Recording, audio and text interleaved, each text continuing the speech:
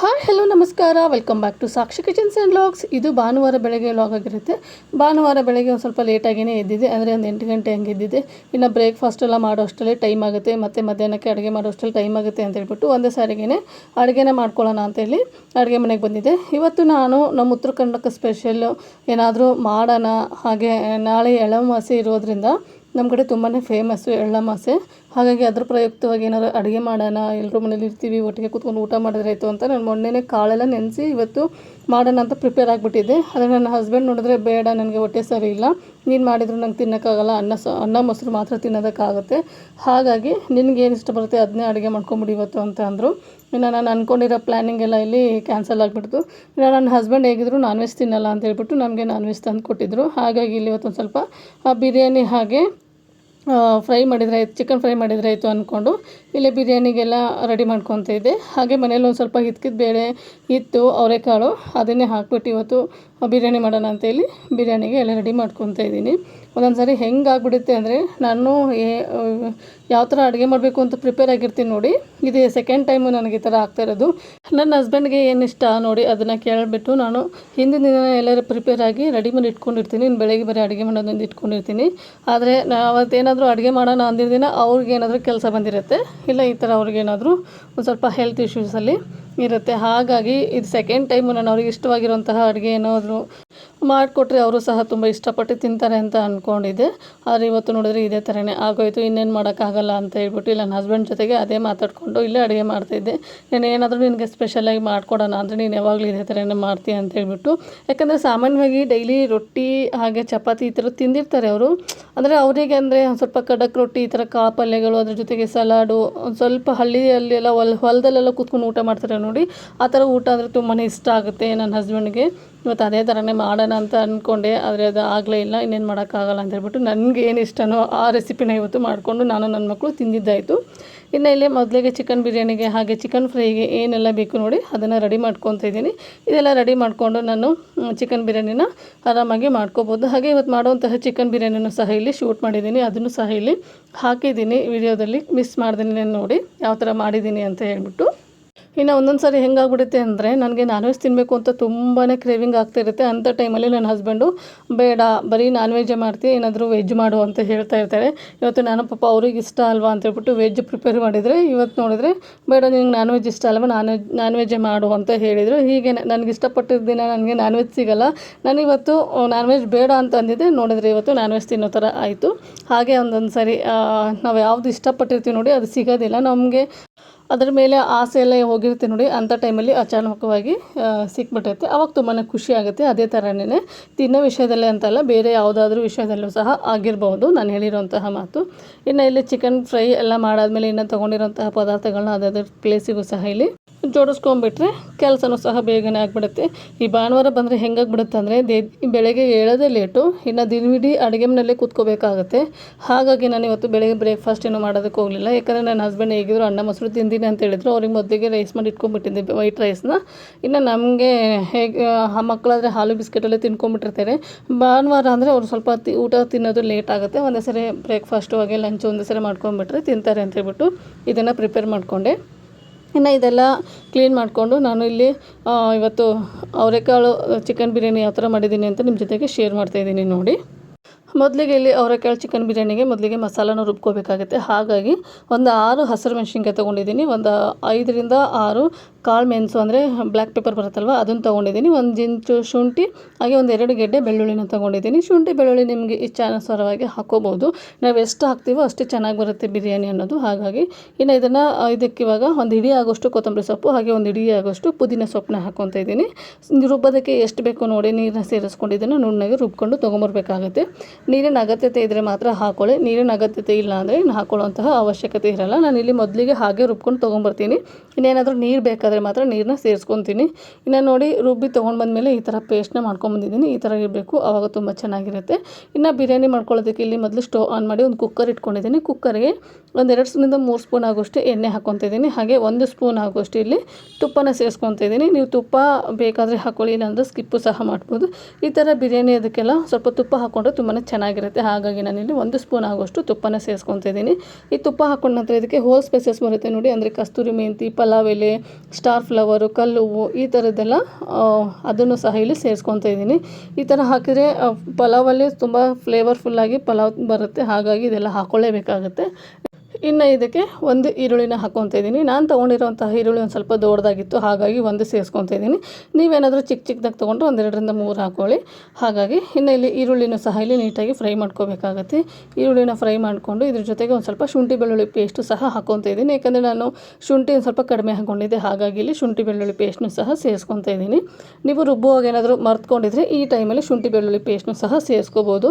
ಇನ್ನು ಶುಂಠಿ ಬೆಳ್ಳುಳ್ಳಿ ಪೇಸ್ಟಲ್ಲಿರುವಂತಹ ಹಸಿ ವಾಸನೆ ಹೋಗೋವರೆಗೂ ಇದನ್ನ ಫ್ರೈ ಮಾಡ್ಕೋಬೇಕಾಗತ್ತೆ. ಹಾಗೆ ಇಲ್ಲಿ ನಾನಿಲ್ಲಿ ಒಂದು ಅರ್ಧ ಕಟ್ ಆಗೋಷ್ಟು ಮೆಂತ್ಯ ಸೊಪ್ಪನ್ನ ತೊಳೆದ್ಬಿಟ್ಟು ಈ ಥರ ಕಟ್ ಮಾಡಿ ಸೇರಿಸ್ಕೊತಾ ಇದ್ದೀನಿ. ಈ ಮೆಂತ್ಯ ಸೊಪ್ಪು ಹಾಕಿ ನೀವು ಬಿರಿಯಾನಿ ಮಾಡಿ ತುಂಬಾ ಚೆನ್ನಾಗಿ ಟೇಸ್ಟ್ ಬರುತ್ತೆ. ಒಂದ್ಸರಿ ಮಾಡಿ ನೋಡಿ. ಇನ್ನು ಇಲ್ಲಿ ಮೆಂತ್ಯ ಸೊಪ್ಪನ್ನ ಹಾಕಿ ನೀಟಾಗಿ ಫ್ರೈ ಮಾಡ್ಕೊತಾ ಇದ್ದೀನಿ. ಎಣ್ಣೆಯಲ್ಲಿ ತುಂಬಾ ಚೆನ್ನಾಗಿ ಫ್ರೈ ಮಾಡ್ಕೋಬೇಕಾಗತ್ತೆ. ನಾವೇನಾದ್ರು ಚೆನ್ನಾಗಿ ಫ್ರೈ ಮಾಡ್ಕೊಳ್ಳಿಲ್ಲ ಅಂದರೆ ಅದರಲ್ಲಿರುವಂತಹ ಕಹಿ ಅಂಶ ಪೂರ್ತಿಯಾಗಿ ಬಿರಿಯಾನಿ ಬಿಟ್ಕೊಂಡ್ಬಿಡುತ್ತೆ. ಹಾಗಾಗಿ ಇನ್ನು ಇದ್ರ ಜೊತೆಗೇ ಇಲ್ಲಿ ಅವರೆಕಾಳನ್ನ ನಾನು ಹಿತಿಕ್ಬಿಟ್ಟು ಇಟ್ಕೊಂಡಿದ್ದೀನಿ. ನಿಮಗೆ ನಾನು ಹಿಂದಿನ ವೀಡಿಯೋದಲ್ಲೇ ಹೇಳಿದ್ದೀನಿ, ಉಪ್ಪಿಟ್ಟು ಮಾಡುವಾಗ ನಮ್ಮ ಮನೇಲಿ ಏನಾದರೂ ಸಿಪ್ಪೆ ಸಮೇತನ ಹಾಕಿಬಿಟ್ರೆ ಅವರೆಕಾಳನ್ನ ಅಷ್ಟಾಗಿ ಇಷ್ಟಪಡಲ್ಲ. ಹಾಗಾಗಿ ನಾನಿಲ್ಲಿ ತೊಗರಿ ಕಾಳನ್ನ ಹಿತಿಕ್ಬಿಟ್ಟು ಬೇಳೆನ ತೊಗೊಂಡಿದ್ದೀನಿ. ನಿಮ್ಮ ಮನೇಲಿ ಏನಾದರೂ ಸಿಪ್ಪೆ ಸಮೇತ ತಿಂತೀವಿ ಅನ್ನೋದಾದರೆ ನೀವು ಅವರೆಕಾಳನ್ನ ಹಾಗೇನೂ ಸಹ ಹಾಕೋಬೋದು. ನಾನಿಲ್ಲಿ ಹಿತ್ಕಿರುವಂತಹ ಅವರೆಕಾಳನ್ನ ಸೇರಿಸ್ಕೊಂಡು ನೀಟಾಗಿ ಫ್ರೈ ಮಾಡ್ಕೊತಿದ್ದೀನಿ. ಫ್ರೈ ಆದ ನಂತರ ಇದಕ್ಕೆ ನಾವೇನು ಮೊದಲೇ ರುಬ್ಬಿಟ್ಕೊಂಡಿದ್ವಿ ನೋಡಿ ಗ್ರೀನ್ ಮಸಾಲಾನ, ಅದನ್ನು ಸಹ ಸೇರಿಸ್ಕೊತಿದ್ದೀನಿ. ಅದನ್ನೆಲ್ಲ ಸೇರಿಸ್ಕೊಂಡು ನೀಟಾಗಿ ಫ್ರೈ ಮಾಡ್ಕೋಬೇಕಾಗತ್ತೆ. ಅಂದರೆ ಹಸಿಯಾಗಿ ನಾವಿಲ್ಲಿ ರುಬ್ಬಿರ್ತೀವಲ್ವ, ಅದೊಂದು ಸ್ವಲ್ಪ ಫ್ರೈ ಆಗಿ ಅದರಿಂದ ಎಣ್ಣೆ ಬಿಡೋದಕ್ಕೆ ಶುರು ಆಗುತ್ತೆ. ಅಲ್ಲಿವರೆಗೂ ಇದನ್ನು ಫ್ರೈ ಮಾಡ್ಕೋಬೇಕಾಗುತ್ತೆ. ಹಾಗೆ ಶುಂಠಿ ಬೆಳ್ಳುಳ್ಳಿ ಎಲ್ಲ ಘಮ ಬರ್ತಾ ಇರುತ್ತೆ, ಅಲ್ಲಿವರೆಗೂ ಇದನ್ನ ಫ್ರೈ ಮಾಡಿಕೊಂಡ್ರೆ ಸಾಕಾಗುತ್ತೆ. ಇನ್ನು ನೋಡ್ತಾ ಇರ್ಬೋದು ನೀವಿಲ್ಲಿ ಎಣ್ಣೆನೂ ಸಹ ನೀಟಾಗಿ ಬಿಟ್ಕೊಂಬಂದಿದೆ. ಇದಾದ ನಂತರ ಇದಕ್ಕೆ ಒಂದು 1/4 kg ಆಗೋಷ್ಟು ಚಿಕನ್ನ ಹಾಕ್ಕೊತಾ ಇದ್ದೀನಿ. ಈ 1/4 kg ಚಿಕನ್ನ ಹಾಕ್ಕೊಂಡು ನೀಟಾಗಿ ಫ್ರೈ ಮಾಡ್ಕೊಳ್ಳಿ. ಚಿಕನ್ನ ಹಾಕ್ಕೊಂಡು ನೀಟಾಗಿ ಫ್ರೈ ಮಾಡ್ಕೊಳ್ಳಿ. ಅದಾದ ನಂತರ ಇದಕ್ಕೆ ರುಚಿಗೆ ತಕ್ಕಷ್ಟು ಉಪ್ಪನ್ನ ಸೇರಿಸ್ಕೊತಾ ಇದ್ದೀನಿ. ಹಾಗೆ 1 ಸ್ಪೂನ್ ಆಗುವಷ್ಟು ಇಲ್ಲಿ ಬಿರಿಯಾನಿ ಪೌಡರ್ನ ಸೇರಿಸ್ಕೊತಾ ಇದ್ದೀನಿ. ನೀವು ಇದಕ್ಕೆ ಎಕ್ಸ್ಟ್ರಾ ಧನಿಯಾ ಪುಡಿ ಹಾಗೆ ಗರಂ ಮಸಾಲ ಅದೇನೂ ಸೇರಿಸ್ಕೊಳ್ಳೋಂತಹ ಅಗತ್ಯತೆ ಇರಲ್ಲ. ಯಾಕಂದರೆ ನಾವಿಲ್ಲಿ ಹೋಲ್ ಸ್ಪೈಸಸ್ಸೇ ಹಾಕಿರೋದ್ರಿಂದ ಅದೇ ಫ್ಲೇವರ್ ಜಾಸ್ತಿ ಇರುತ್ತೆ. ಇನ್ನು ಗರಂ ಮಸಾಲ ಅದೆಲ್ಲ ಹಾಕ್ಬಿಟ್ರೆ ಜಾಸ್ತಿ ಫ್ಲೇವರ್ ಆಗಿಬಿಡುತ್ತೆ. ಬರೀ ಮಸಾಲ ಅಂತ ಇರುತ್ತೆ, ತಿನ್ನೋದಕ್ಕೆ ಅಷ್ಟೊಂದು ಚೆನ್ನಾಗಿರೋದಿಲ್ಲ. ಹಾಗಾಗಿ ಇನ್ನು ಅದ್ರ ಜೊತೆಗೆ ಇಲ್ಲಿ ಒಂದು 1/4 ಸ್ಪೂನ್ ಆಗೋಷ್ಟು ಅರಿಶಿನ ಪುಡಿನ ಸೇರಿಸ್ಕೊತಾ ಇದ್ದೀನಿ. ಅರಿಶಿನ ಪುಡಿ, ಗರಂ ಮಸಾಲ, ಉಪ್ಪು ಎಲ್ಲ ಹಾಕಿದ ಮೇಲೆ ನೀಟಾಗಿ ಇದನ್ನು ಫ್ರೈ ಮಾಡ್ಕೋಬೇಕಾಗತ್ತೆ. ಒಂದು 5 ನಿಮಿಷ ಇದನ್ನು ಫ್ರೈ ಮಾಡ್ಕೊಳ್ಳಿ. ಫ್ರೈ ಆದ ನಂತರ ಇಲ್ಲಿ ನಾನು ಮೊದಲಿಗೆ ಅಕ್ಕಿನ ತೊಳೆದ್ಬಿಟ್ಟು ಇಟ್ಕೊಂಡಿದ್ದೀನಿ. ತೊಳೆದಿಟ್ಕೊಂಡಿರೋಂತಹ ಅಕ್ಕಿನ ಸೇರಿಸ್ಕೊತಾ ಇದ್ದೀನಿ. ನೀವು ಬೇಕಾದ್ರೆ ಇದಕ್ಕೆ ನಾನು ಮೆಂತ್ಯ ಸೊಪ್ಪು ಹಾಕಿದ್ದೀನಲ್ವ, ಮೆಂತ್ಯ ಸೊಪ್ಪು ಜೊತೆಗೆ ಒಂದು ಸ್ವಲ್ಪ ಪಾಲಕ್ ಸೊಪ್ಪು ಹಾಗೆ ಚುಕ್ಕೆ ಸೊಪ್ಪು ಅಂತ ಸಿಗುತ್ತೆ ನೋಡಿ, ಅದನ್ನು ಸಹ ಹಾಕೋಬೋದು. ಈ ಪಾಲಕ್ ಸೊಪ್ಪು, ಚುಕ್ಕೆ ಸೊಪ್ಪು, ಮೆಂತ್ಯ ಸೊಪ್ಪು ಹಾಕ್ಬಿಟ್ಟು ಪಲಾವ್ ಮಾಡಿ, ಅದು ಸಹ ತುಂಬಾ ಚೆನ್ನಾಗಿರುತ್ತೆ. ಈ ಚುಕ್ಕೆ ಸೊಪ್ಪು ಹುಳಿ ಆಗಿರುತ್ತಲ್ವ, ತುಂಬ ಚೆನ್ನಾಗಿ ರುಚಿ ಕೊಡ್ತಾ ಇರುತ್ತೆ. ನನಗೆ ಸಿಗಲಿಲ್ಲ ಚುಕ್ಕೆ ಸೊಪ್ಪು, ಹಾಗಾಗಿ ನಾನು ಪಾಲಕ್ಕು ಚುಕ್ಕೆ ಸೊಪ್ಪನ್ನ ಸ್ಕಿಪ್ ಮಾಡಿ ಬರೀ ಮೆಂತ್ಯ ಸೊಪ್ಪನ್ನ ಮಾತ್ರ ಹಾಕ್ಕೊಂಡಿದ್ದೀನಿ. ಇನ್ನು ಅಕ್ಕಿನ ಹಾಕ್ಕೊಂಡು ನೀಟಾಗಿ ಒಂದ್ಸರಿ ಮಿಕ್ಸ್ ಮಾಡ್ಕೊಳ್ಳಿ. ನಾನಿಲ್ಲಿ 1.5 ಗ್ಲಾಸ್ ಆಗೋಷ್ಟು ಅಕ್ಕಿ ತೊಗೊಂಡಿದ್ದೀನಿ. ಹಾಗಾಗಿ ಇಲ್ಲಿ 3 ಗ್ಲಾಸ್ ಆಗೋಷ್ಟು ನೀರನ್ನ ಸೇರಿಸ್ಕೊತಾ ಇದ್ದೀನಿ. ನಿಮ್ಗೇನಾದರೂ ಉದುರಾಗಿ ಬೇಕು ಅಂದರೆ ನೀವಿಲ್ಲಿ 2.25 ಗ್ಲಾಸ್ ಆಗೋಷ್ಟು ನೀರನ್ನ ಹಾಕ್ಕೋಬೋದು. ನಮ್ಮ ಮನೇಲಿ ಒಂದು ಸ್ವಲ್ಪ ಸಾಫ್ಟಾಗಿ ಇಷ್ಟಪಡೋದ್ರಿಂದ ನಾನಿಲ್ಲಿ 1:2 ಥರ ಹಾಕ್ಕೊಂಡಿದ್ದೀನಿ. ಇನ್ನು ಇಲ್ಲಿ ನೀರು ಹಾಕ್ಕೊಂಡು ಟೊಮೆಟೊನ ಸೇರಿಸ್ಕೊತಾ ಇದ್ದೀನಿ. ಒಂದೇ ಒಂದು ಟೊಮೆಟೊನ ಇಲ್ಲಿ ಕಟ್ ಮಾಡಿ ಸೇರಿಸ್ಕೊಂಡಿದ್ದೀನಿ. ಇನ್ನು ಟೊಮೆಟೊನ ಹಾಕಿ ಕುದಿ ಬರೋವರೆಗೂ ಬಿಟ್ಬಿಡಬೇಕಾಗತ್ತೆ. ಕುದಿ ಬಂದಮೇಲೆ ಇನ್ನೊಂದು ಸರಿ ಇದನ್ನು ಮಿಕ್ಸ್ ಮಾಡಿಕೊಂಡು ಲಿಡ್ನ ಕ್ಲೋಸ್ ಮಾಡಿ 1 ವಿಷಲ್ಲು ಐ ಫ್ಲೇಮಲ್ಲಿ ಹಾಗೆ 1 ವಿಷಲ್ಲು ಲೋ ಫ್ಲೇಮಲ್ಲಿ ಕೂಗಿಸ್ಕೋಬೇಕಾಗುತ್ತೆ. 2 ವಿಷಲ್ಗೆ ಸಾಕು, ಕರೆಕ್ಟಾಗಿ ಆಗಿರುತ್ತೆ. ಈ ಬಿರಿಯಾನಿ ಅನ್ನೋದು ಸೂಪರ್ ಟೇಸ್ಟಿಯಾಗಿ ಬಂದಿರುತ್ತೆ. ಹಾಗೆ ಘಮ ಅಂತ ಇರುತ್ತೆ. ನನ್ನ ಹಸ್ಬೆಂಡ್ ಅದೇ ಹೇಳ್ತಾಯಿದ್ರು, ಬಿರಿಯಾನಿ ಸ್ಮೆಲ್ ನೋಡಿದ್ರೆ ಇವಾಗಲೇ ತಿನ್ನಬೇಕು ಅಂತ ಅನ್ನಿಸ್ತಾ ಇದೆ, ಆದರೆ ನಾನು ಏನು ಮಾಡೋದು, ತಿನ್ನೋದಕ್ಕಾಗಲ್ವಲ್ಲ ಅಂತ ಇದ್ದರು. ಹಾಗೆ ಫಸ್ಟ್ ನಾನು ಊಟ ಮಾಡ್ಕೊಂಡ್ಬಿಡ್ತೀನಿ, ನೀವು ಆಮೇಲೆ ಊಟ ಮಾಡ್ಕೊಳ್ಳಿ ಅಂತ ಅಂದರು ನನ್ನ ಹಸ್ಬೆಂಡು.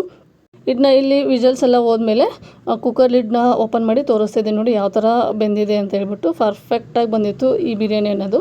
ಇನ್ನು ನಾನು ಸಹ ಇಲ್ಲಿ ಪ್ಲೇಟಿಂಗ್ನ ಮಾಡ್ಕೊಂಡಿದ್ದೀನಿ. ಇವತ್ತು ಲಾಲಿಪಾಪು ಸಹ ಮಾಡಿದ್ದೆ, ಆ ವಿಡಿಯೋನ ಇನ್ನೊಂದ್ಸರಿ ಯಾವಾಗಾದರೂ ಅಪ್ಲೋಡ್ ಮಾಡ್ತೀನಿ.